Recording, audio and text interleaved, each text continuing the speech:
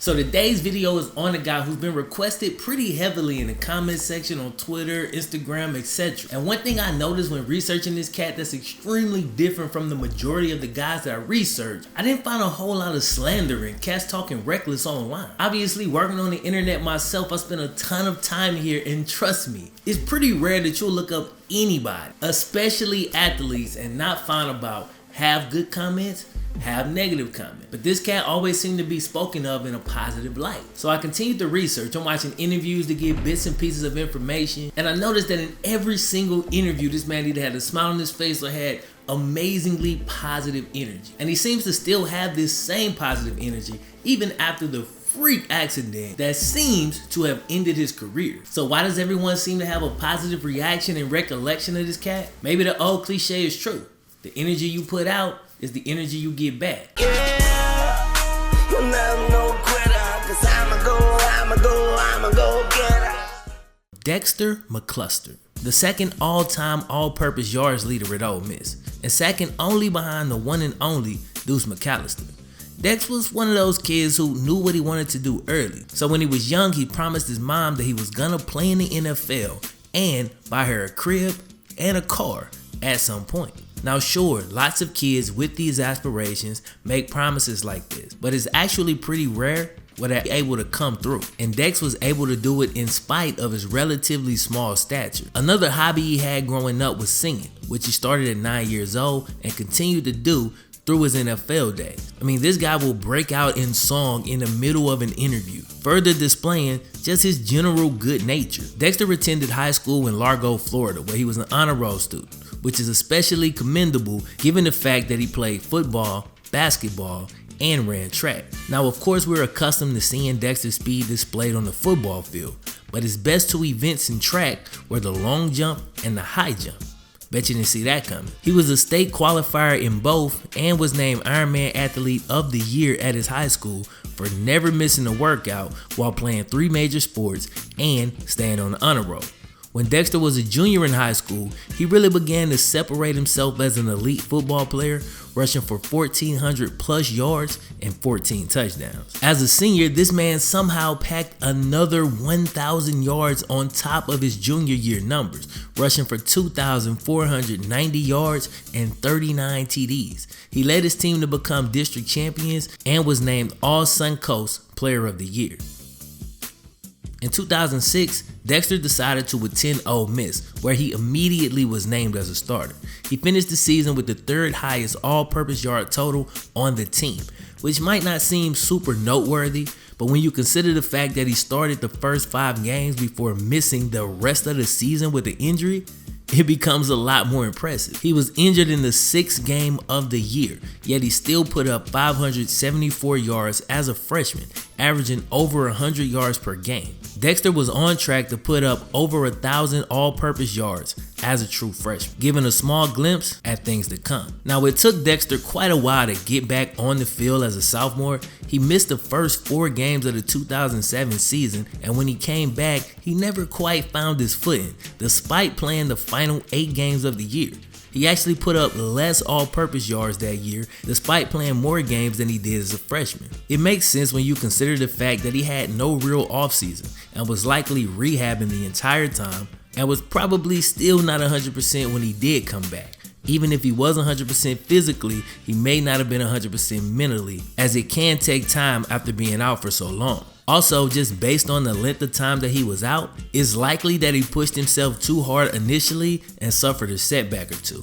Either way, Dexter was soon about to have his true coming out party. Dexter finally put his major injury issues behind him, at least on the college level. Now a junior, he came into the 2008 season a new man, being healthy for the first time since the first few games of his freshman season. And bro, this man took versatility to a new level. Get this, he led the team in rushing yards with 655, 6 scores. He also tied for the most receptions on the team with 44 grabs. On the way to 625 receiving yards, 7 more scores. Let that sink in. He led the team in rushing yards and receptions, all while weighing about 165 pounds, standing about 5'8".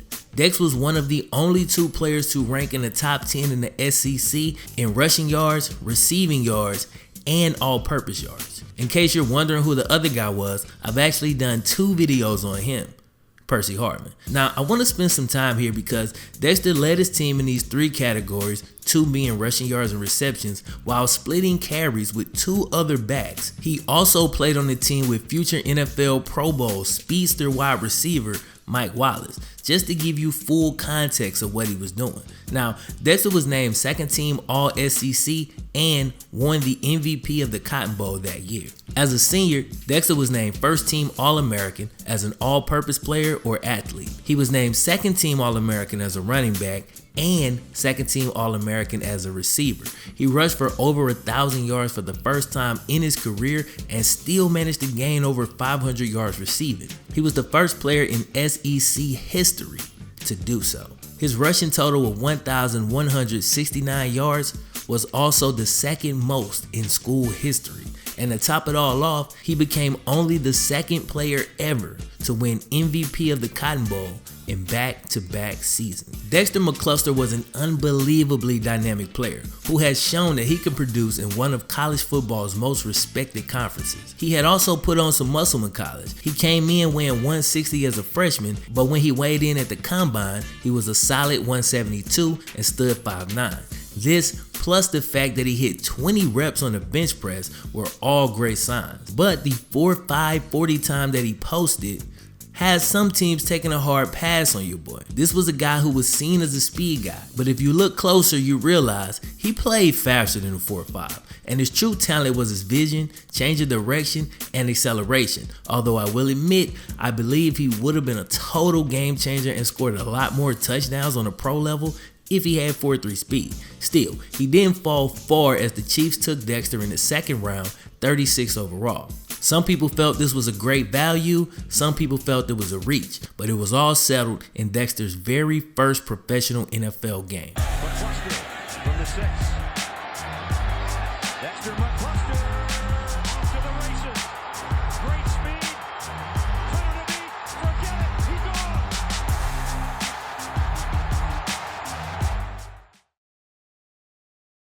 That year, Dexter once again showed his versatility, catching 39 passes for 209 yards and putting up over 700 return yards. One place he didn't shine, however, was in the run game, only putting up 71 yards in that category. Now, when you look at it, first thing you think is, oh, he's too small to run the ball effectively in the NFL. Apparently, the Chiefs felt the same way because he only had 18 attempts despite playing 11 games that year. That means we're talking less than 2 carries per game. The following season was completely different. Dexter rushed for 516 yards while averaging 4.5 yards a carry. He carried the ball 114 times, and oddly enough, despite the highest carry total of his career by far, he played all 16 games that year and did not get injured. Why the drastic increase in carries? Well, it was out of necessity, due to the fact that Jamal Charles was injured for nearly all of that season.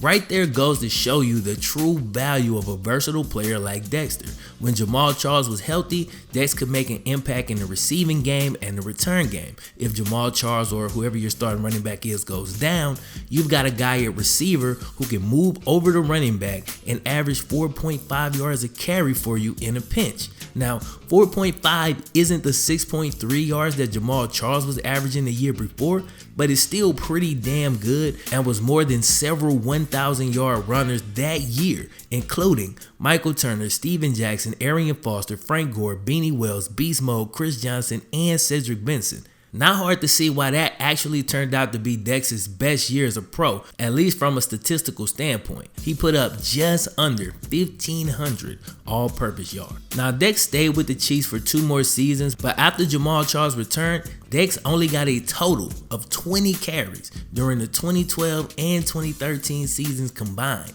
Fortunately, during both of those years, the team looked to use him more in the passing game. During those 2 seasons, Dexter got 78 and 81 targets respectively, both of which were career highs. He caught over 50 passes for around 500 yards in each of the 2 seasons, was a matchup nightmare, and was one of those guys who affected the game in more ways than one despite not putting up huge numbers. That 2013 season would mark his last 1,000 all-purpose yard season as he put up 500 yards receiving and nearly 700 yards on punt return alone. After having another successful season, the Titans paid Dexter a cool $12 million for 3 years of his services. Unfortunately, Dex was never quite able to duplicate the success he had during some of those Kansas City years, and he only ended up playing 2 years with Tennessee. But it was at this point that the story gets really interesting. So the San Diego Chargers got hit with a massive injury bug.